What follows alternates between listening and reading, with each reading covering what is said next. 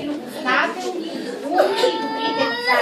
Затова те молим да си починеш малко, а те сега ще ти отправят своят подарък. Ще ти благодарят с песнички и танци за добрите, за подаръците, които им дадат. Съгласен ли? Да, съгласен съм.